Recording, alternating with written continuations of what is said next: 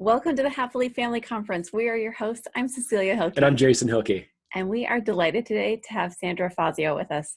Sandra is a conscious parent and life coach, an author, and the founder of the Conscious Parent blog.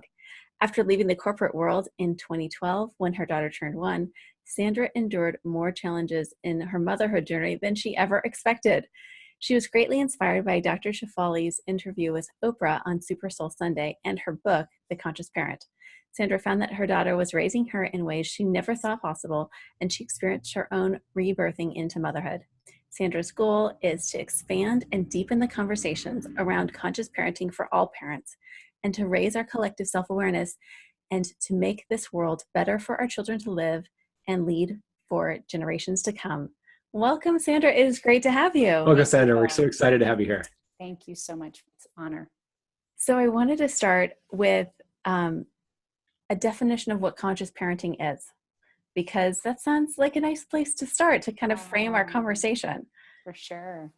And I will share that for me, it's evolved even more over time, because as I've become more part of the practice and the work and now the teaching, every day I'm learning how expansive this conversation is. It's so in a nutshell, and for most people who maybe are embarking upon a conscious parenting and tiptoeing into it a little bit differently from maybe 3 or 4 years of what I've been doing, the essence of conscious parenting is truly about looking within us, within our being, and parenting this part of our own child first and foremost.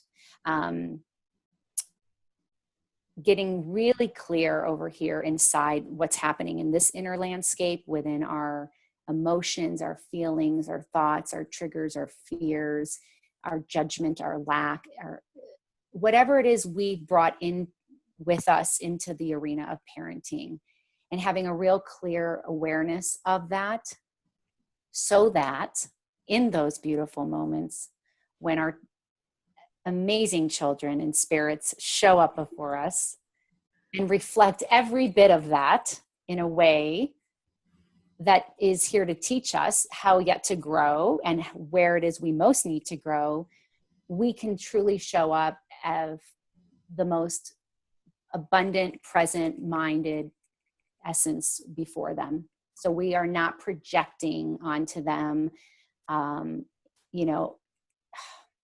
just this ongoing lack and expectation and need and fulfillment of something maybe we didn't get fulfilled in our own child. Really, our unhealed wounds is really what it is. So if we get clear with that, we can certainly know how to show up more presently for our children, because they are just there to show us where it is we have yet to grow. So that is a nutshell definition.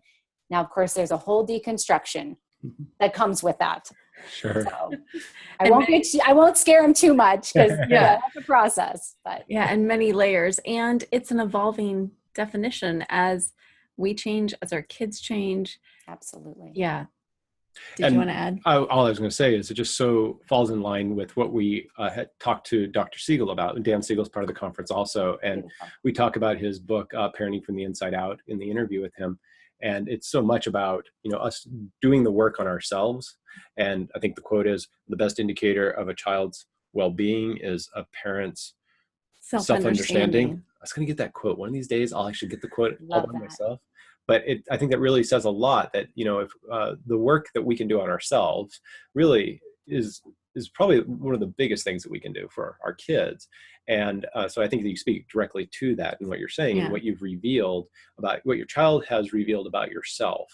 Absolutely. That's what I think has surprised me as a parent is I'd heard about, my kids are going to teach me so much and all that. It's not so much about that as much as like, I really needed to do the work on myself, and I grew personally so that I could be the parent I wanted to be with my kids. And they do show me a lot, and it gives me a lot of opportunities for personal growth, but it's not in the way that I totally expected at all. Yeah. Which is also Dr. Shefali's message too.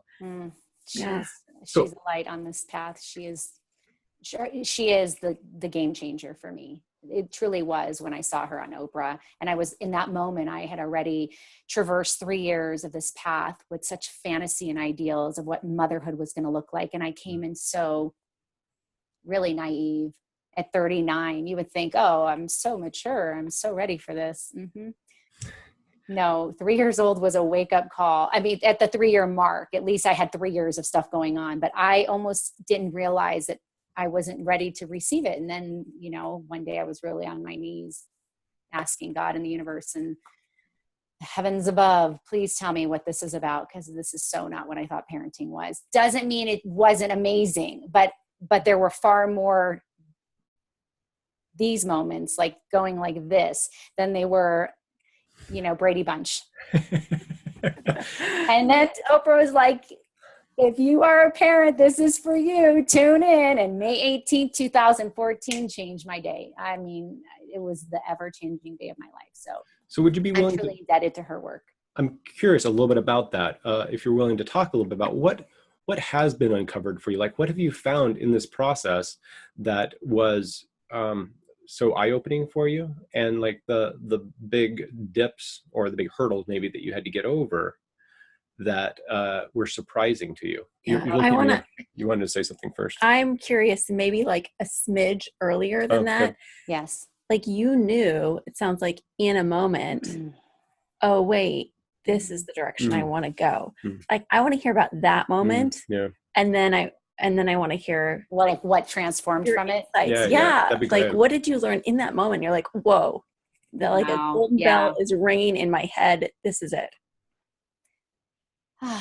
Well, up to that point, it really was that I came in, like I just said, truly naive and truly had this idea in my head. And I say I was because I've since learned on the spiritual path and unfolding, I'm no longer labeling myself. And I have really just freed a lot of layers and shed a lot of layers of these judgments of myself. So I'm speaking in past tense because I came into motherhood controlling, perfectionist, highly anxious, not trusting of really my own capacity within myself. If I could do this and be this, I was so anxious that I wanted so much control in the knowing of how every nook and cranny was going to work on every point of the day, whether it was, and it sounds crazy, but I actually had an app and I tracked the pee, the poop, the food, the sleep, you name it. Yes, I was a little bit OCD. I mean, it is what it is. It was where I needed to awaken. So it's kind of the old Dr. Phil saying, and I've shared this in other conversations with people, like, how's that working for you? And it wasn't working for me because it was only conjuring up that much more suffering and anxiety inside of me because I was constantly facing more and more being unsettled on this journey. And here I'm supposedly supposed to think this is the most joyous path of life that I've waited 39 years for. And I'm thinking, no, I'm not. This isn't as joyful as I thought. So what is it about me here? What am I doing here? Because she's just being a kid. So in the moments I've since learned some different things, and I don't know how much you want me to share about that. But at the time, our daughter, her spirit's huge. It's every child, but she really brought forward a lot of things that challenged my own way of how to show up to care for her needs. She was a screamer very early on and constantly screamed. So you can imagine the triggers that come up for any parent, let alone a perfectionist or an anxious mom or one that wants control. So my ego was on overdrive. I wanted conformity. I wanted to know. I wanted everything to be within a certain box. So I felt comfortable within myself. And the minute she said, in some way, up to, 17 months, many things in between, it just riled me up more. So I was not enjoying the journey to the extent that I thought I was supposed to. But really kind of what has come of it is that we learned a lot of different things around our daughter. At the time, I didn't know. I was struggling with, is this behavioral? Is this partly just my own anxiety? Is there something with her? I didn't really know. And it gets very confusing because at 2.5 years old or 17 months of time, you don't know, like, are they on the brink of a new development? Is this terrible twos early on? And I remember asking the pediatrician, hey, we're kind of like early in this? Does that mean my terrible twos will end by 2? Like, I'm just curious, like if we just got like an earlier part of this and then we're done. And he didn't know how to answer that. But long story short, it was really the constant struggle for me and then seeing myself show up and seeing these patterns of constant anxiety over and over. And so when Oprah said, you have to watch this, well, of course we listen. And secondly, when Dr. Shefali said that this is not about raising a mini me, and this is about really realizing that your children were called into your path as much as they called you into theirs, to show you where you have yet to grow. Forget it. That is all I needed to hear. Oh, this is all about me. And so it really, I was so ready at that point to receive the message. There was zero resistance, zero denial. I just knew that what was going on wasn't working at that point. And it was a game changer. But then now the work comes. So it's one thing to show up and say, I'm ready. It's another thing to do the work and follow through with it. So you showed up. There was clearly a point at which you showed up for that. And then you started the work. What did you find was the most challenging about the work that you've done? And I'm assuming as we all are continuing to do that work, yes. What were the things that you found to be the most challenging, and what did you end up doing to deal with that? I love it. And I think for everybody, it's so different. And I will tell you, for me, what I needed to do was get out of my head, because I was so in my head around what parenting was supposed to look like. I had everything lined up in some way, shape, or form, color-coded spreadsheets, tracking forms, perfect baby bottles, like everything like that. And so what I found when I was really ready to immerse myself into this, the writing came out as if it just washed over me. And what I allowed myself to do was I reached out to Dr. Shefali very quickly. And I'm like, okay, I am going to be writing, and I'm going to name this blog called The Conscious Parent Journey. I'm just kind of letting you know. And I just started using that platform really as self-therapy. It was really my vessel for my own way to show up and connect to whatever was going on here. And in some way, the universe just took with that, and slowly other families saw themselves reflected in that. And it became real. I was almost becoming a voice for that path that perhaps many people were afraid to start saying, I feel the same way. And I would say, it sucks, or it's hard, or it's tough, or whatever it was. And I'm being unconscious right now. I really leaned into owning it. And I think in doing that, the more I started doing that, I started to free myself, right? Like I was saying earlier about the judgments and the labels, and just accept myself more on the path of this unfolding, so that I could be that much more accepting of the child before me. And it's taken time. I think we just think we have kids, it's automatic. I just have to accept it. And they're here to show us a lot of stuff. And so she showed me, first of all, I had a lot of growing up to do, and my patience level was very minimal. I'm 39. I had my sleep, and now that's interrupted. Very difficult. And trusting. So in patience, she's taught me ever so how to be patient. Trusting myself that I'm enough, that this child before me was given to me as much as she called me to be her mom, because she knew as much as I knew that I could ride this tide with her, and she was going to be safe in that place. And really just owning my stuff in the process. It's been quite the journey. I'm still going through it. We've had some new resurrection of things going on as of today. So, I sit here vulnerably in every moment. There's not like I figured this all out, but I think the difference is I'm more aware. So that's probably been the biggest transformation for me, outside of patience and acceptance, is I'm so aware now, and I have learned to master to a degree, and there's a big degree there, but this much of it, the power of pausing and taking that breath and just stopping for a moment so that I'm able to connect and respond to her, and not be in my inner child triggering, outlashing, panic mom mode, right? Which I had done over even the writing. I was beating myself up. I should know this. I get this. I know I'm not, it says not to do this, but I'm still doing it. Why? And I just allowed. I'm like, I didn't get here overnight, and that work isn't going to happen overnight. And I just have to go easy on myself. And the more I was forgiving of my own self, I was able to be, again, more open and forgiving, and not even forgiving. It's, it's more just accepting of my child and understanding and being more compassionate for her. So it's been the work. It's been trial. Yeah. And what I also hear is you said it a little bit there, was your willingness to be vulnerable.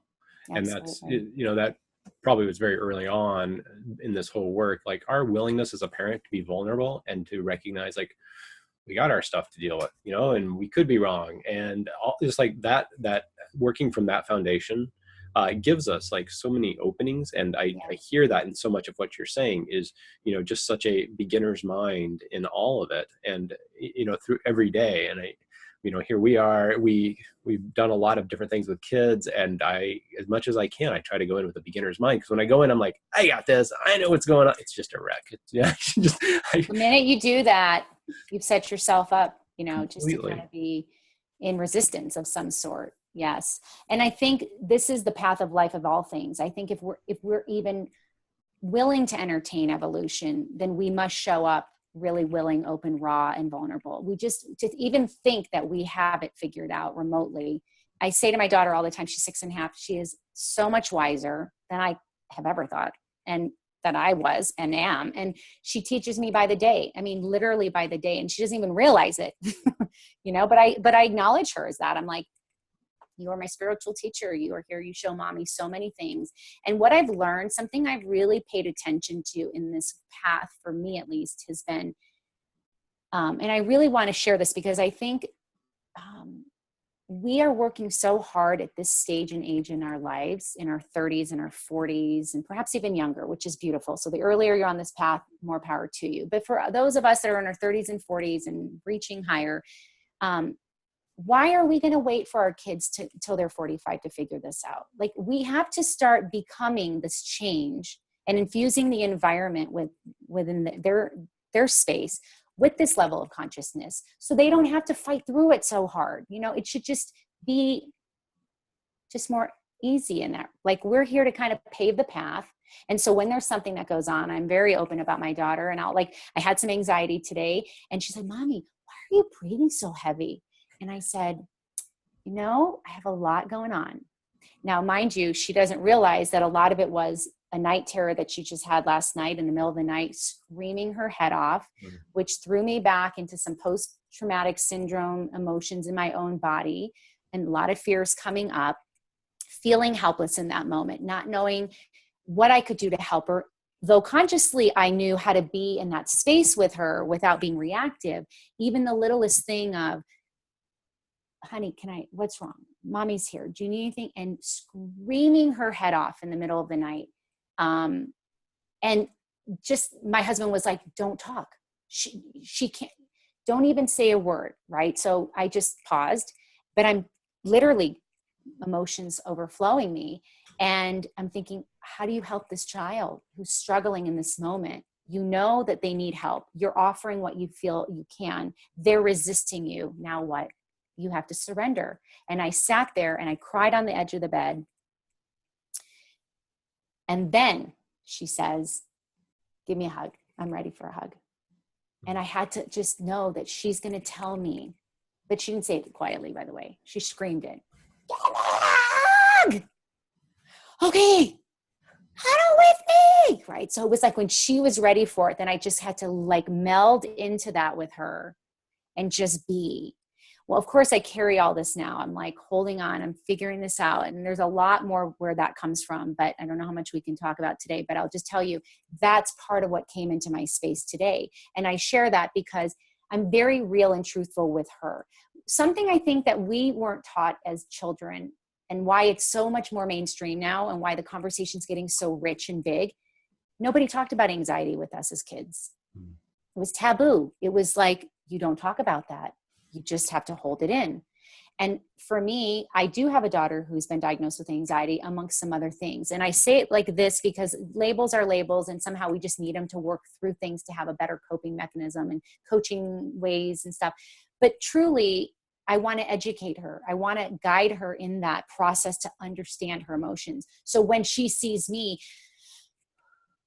she's like, Mommy, why are you breathing so heavy? And I said, I'm feeling anxious. You know how Mommy always says to pay attention to your body and be aware of what's going on and stay in touch with that space here?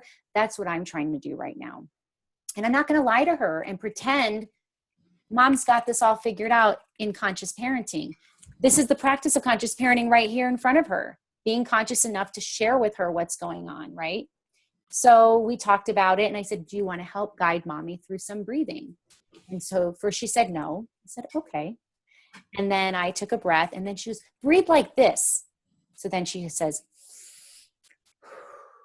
and so this was her little way of teaching me. So we did like 3 or 4 of them. And I was like, thank you, honey. And I say all this because I think sometimes we feel that we have to have it all figured out for kids. Like life is happening in the moment. We have to work with them in the moment as with ourselves. And every time we're feeling something come up, we have to kind of engage in it and work with it and teach them, right? It's a flow. This is the process of evolution together and mirroring to each other. We're so good at teaching them the traditional parenting techniques of punishment, shaming, yelling, judgment, triggers. Why can't we start teaching them the conscious process? This is what mindfulness looks like. This is what it means to have feelings, right? This is what it means to feel scared and be okay with it. So I'm so stepping more into that as I've leaned into my own being and become more vulnerable. And it's not about being the perfect mom and I got to have it all together. And I don't want her to think that I'm, emotional. All gone. The real deal right here. Mom is mom. Some days you like me, some days you don't. It's okay. She tells me it's all good, whatever. I mean, I'm sure I'm not the first parent who's heard it, but. Yeah. You brought up so many great things. And I wanted to circle back around to, you're so open and you're honest with kids, which we appreciate from our background as being educators and our own parenting. And there's also like a point at which I'm like, that's an adult problem. I'm not going to burden my kids with that. Like they don't quite have the perspective, the wisdom to figure out that this piece of it or this amount of perspective. Where do you draw the line? Like, how do you navigate that? Do you have any ideas? Yeah. Or is it just kind of gut instinct in the moment, judgment call? I love it. I don't think there's any perfect answer. I think the umbrella perspective for me would just be attunement, which is you need to know your child and you have to know enough to know what their capacity is and what they're able to handle. Only you can know that in your connection with them. And so because just a little history, and I share this just because I understand that daily she's teaching me her bandwidth of where she's willing to stretch and ask questions and how we're willing to do this dance together. And sometimes, yes, I have to say it's not age appropriate, or, mom's not ready to answer that right now. I need to sit with that. I'm not sure I know how to answer that in 6-year-old language. Let me think about that. Like I'm very clear with her because I don't want it to be remissive. Like, oh, you don't need to know that. It's more like, it's constructing the language to say, and usually what I do is I acknowledge first and foremost. I'll say, I love your question. I think that is so wise of you to ask. I love that you're feeling safe in asking Mommy this, right? So to me, that's the first thing, because I think this is where most of the problems are in our generation right now. Not seen, not heard, not worthy, not validated, because somewhere in the line we were told in ours, what are you talking about? Or we were shoved off, or mind your own business, or just do what I say, or don't, you know what I mean? We were given all these shunning remarks. And for me, I think there's nothing more empowering than to acknowledge and recognize. And to me, that's empowerment in itself with the child. Like, I hear you. I love your question. And I think that's beautiful. And sometimes I say, and right now, Mommy's not ready to share because she's got to get more, Mommy has to be okay here. It's still heavy on Mommy, or I'm figuring this out. It's too much. Sometimes I say to her, this is not your problem. This is Mommy's thing to deal with. And I don't want you to feel like you have to take that on. So I need some space to be with that. And so I sit with it. And this is the process of the work, because it's not about you're ready all the time to answer. It's knowing when to pause. It's knowing when to say, not right now, or I love it. That's great. So I think it's a balance, Cecilia, honestly. Of course, there's so many questions that a kid's going to ask. So I think we have to dance that. And there's no right or wrong. And we may misstep and say, maybe I shared too much. For her in particular, I was about to tell you, it's knowing your child. And I know so much. I have so become knowing of certain qualities of my daughter, that I know emotionally where she can balance with me and take that in. And sometimes she says to me so beautifully and frankly, I don't get it. And I'm like, you're right. You don't get it. Of course you don't get it. Right. Or I'll say something and then she's like, I don't do conscious parenting like you. And I'm like, you're right. You don't do conscious parenting likely. Thanks for that reminder. Like sometimes you can get so enmeshed in your own stuff that you forget. So she just reminds me and I'm like, you're right. Thank you. And I love that. You're done, Sandra. That's it. You've overtalked for the day. With our kids, our 13-year-old in particular, sometimes her version of that is, will you stop lecturing me? And I'm like, oh, I didn't realize that this conversation occurred for you as a lecture. Okay. I know that's my sign to just be quiet. Anyway. And Sandra, you mentioned a few times about the pause that you've been able to cultivate in yourself. Yeah. And I'm wondering if you could step us through how that's come about, if you have a practice, if you have something that you do, if you have some type of practice that you do daily, or how that came about, and also what you do to, I guess, continue to grow with it and practice it. Yeah, I love it.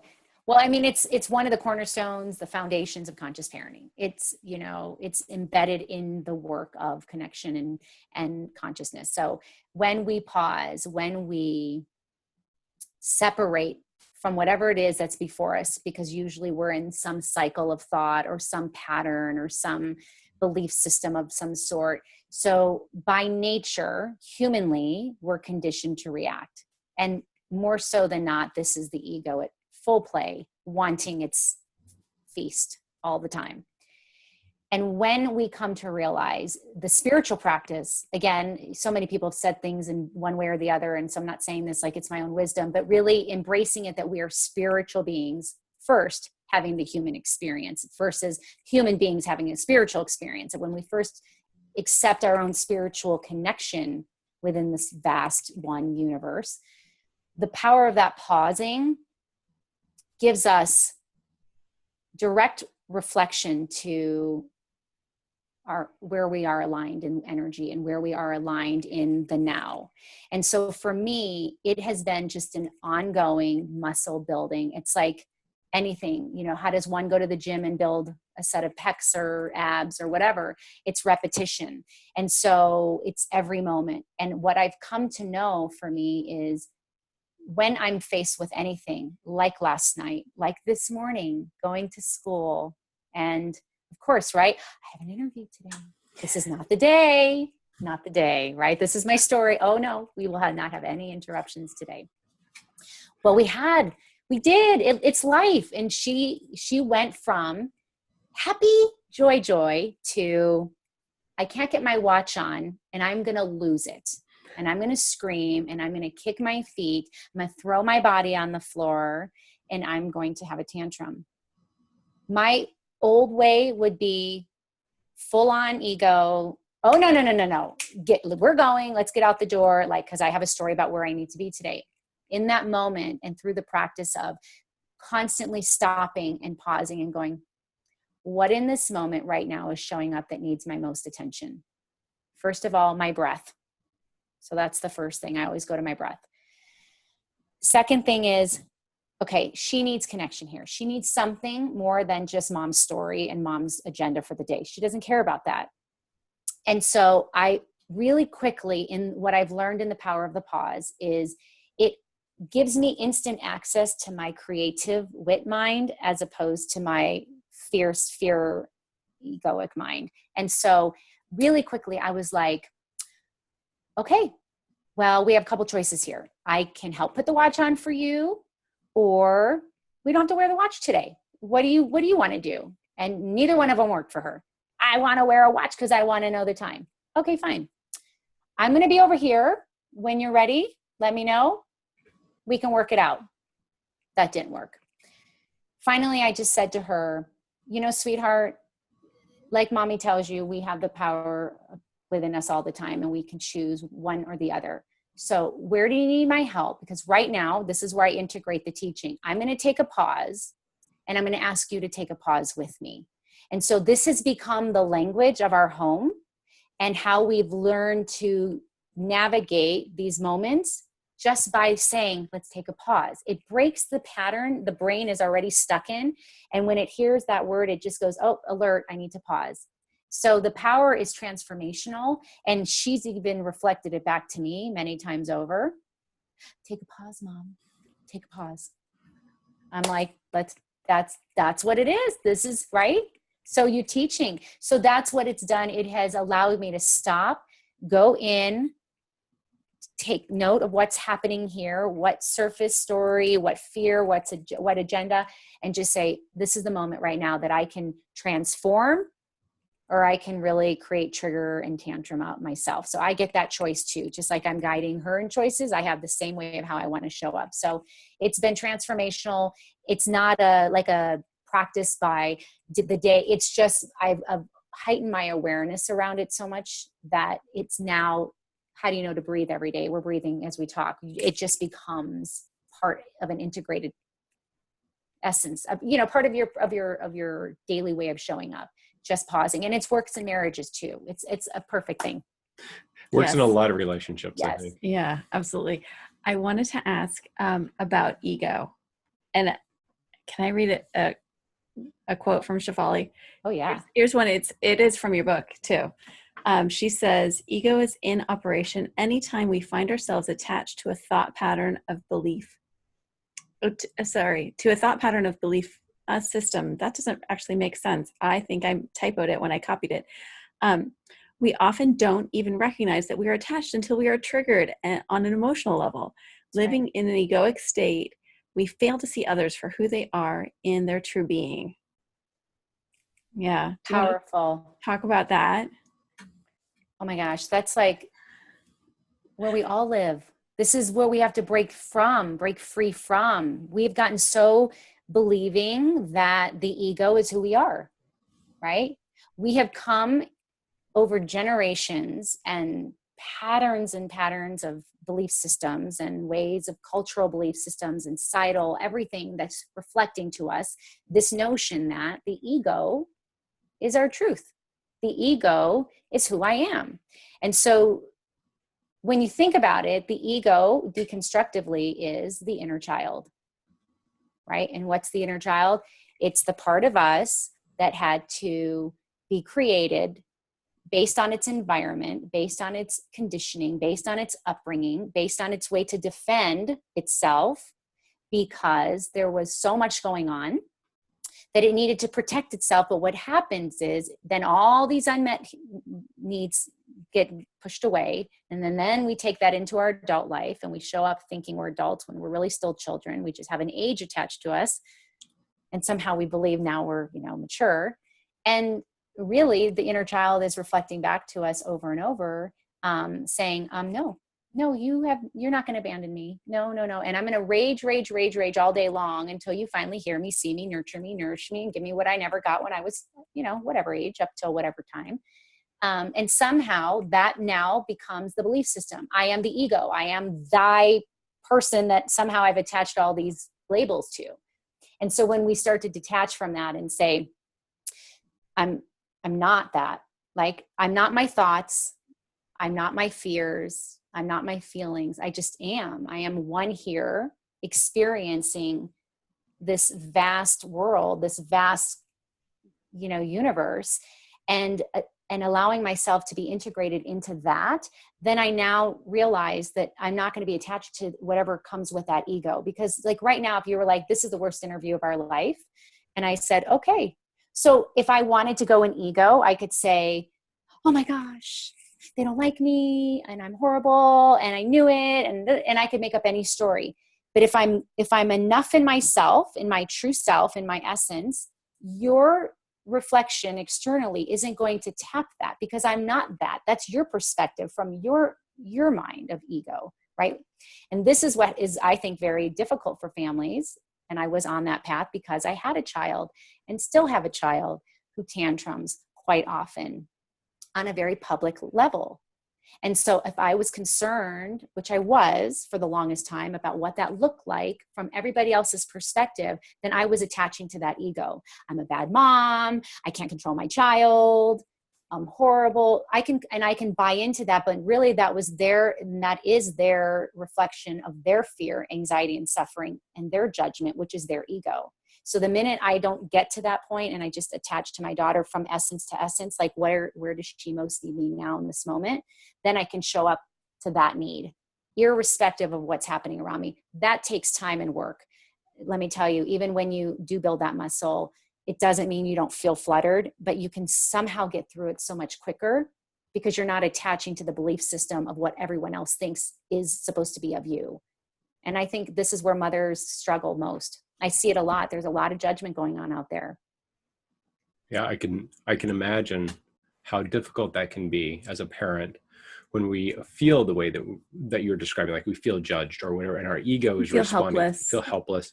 And when we're confronting that, the ego then starts to push back, because in a way we're trying to take the ego apart and it's trying to, in a way, defend itself. And so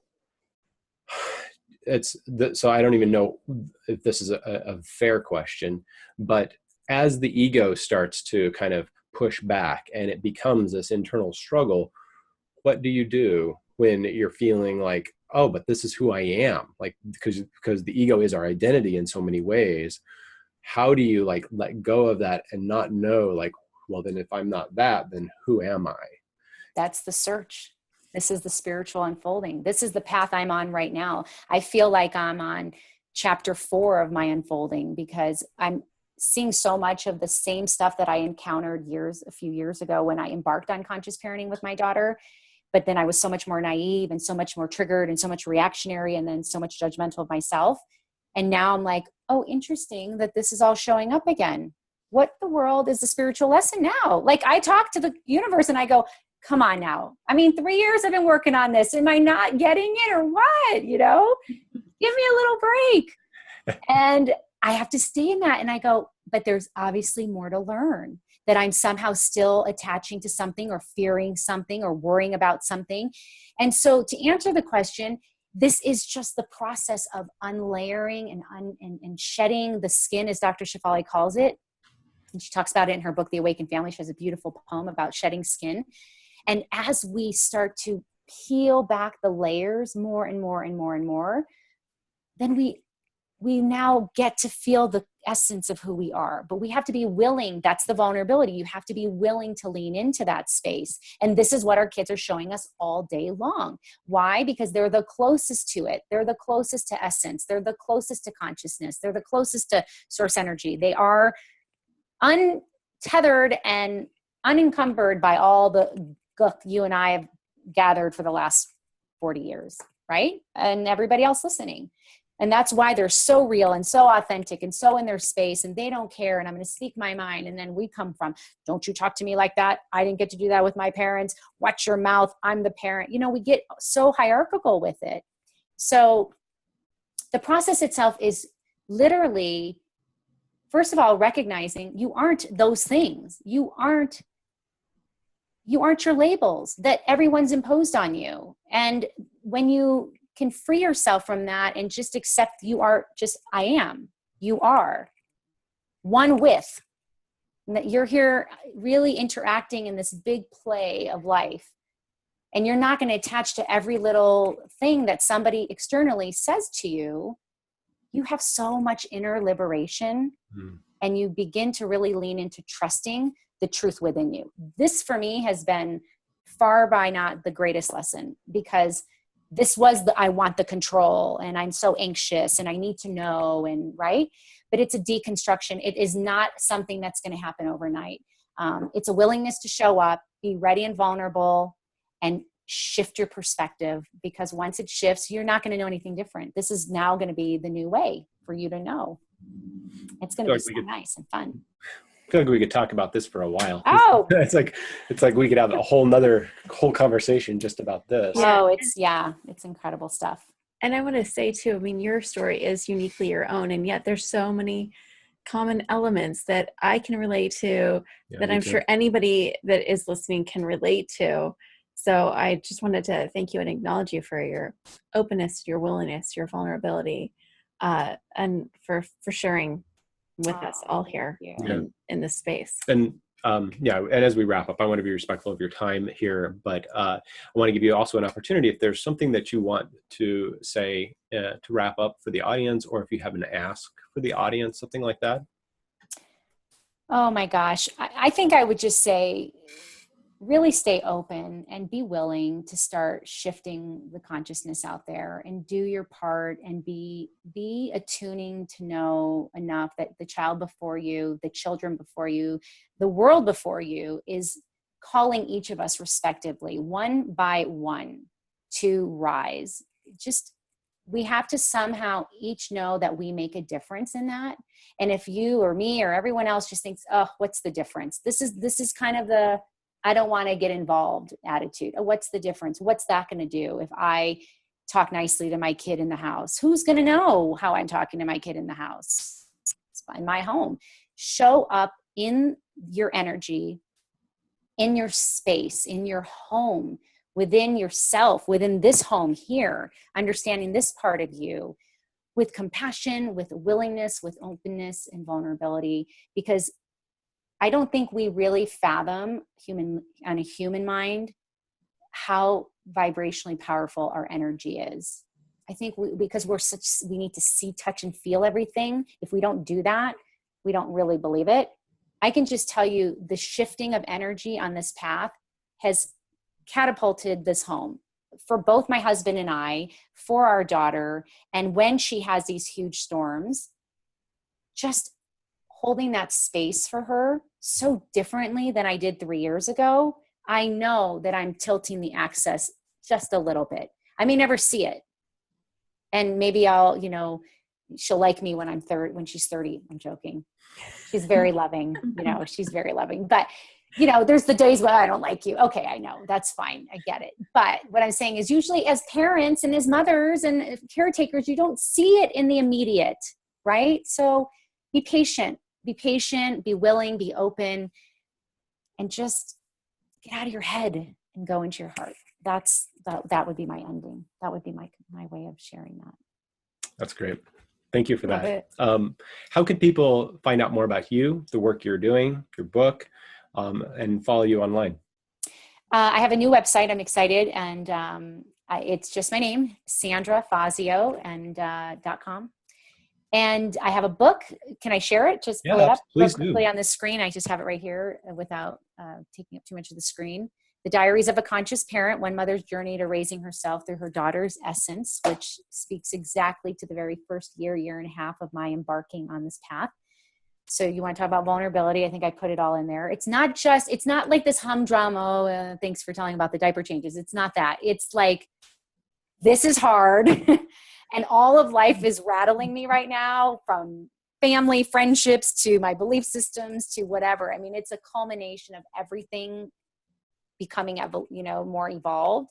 So that has been just a very light read, but it was a compilation of my blog. So I have that. And, but yeah, my website has everything. I have a lot of resources on there, and I'm looking to grow. And I invite everybody and anybody who, really wants to connect. I'm a parent coach, a life coach. And I also support families with special needs children's, and not just physically, but more emotionally, behaviorally. So that's kind of been the path of my own unfolding. So great. Thank you for taking the time to talk to us here for the conference, and for how vulnerable, and like Cecilia said, how much you're willing to share. It makes a difference for a lot of people. And we look forward to having another conversation with you in the future, hopefully. All right? Thank you so much. Thank you both. Such a pleasure. Bye-bye, Sandra. Bye.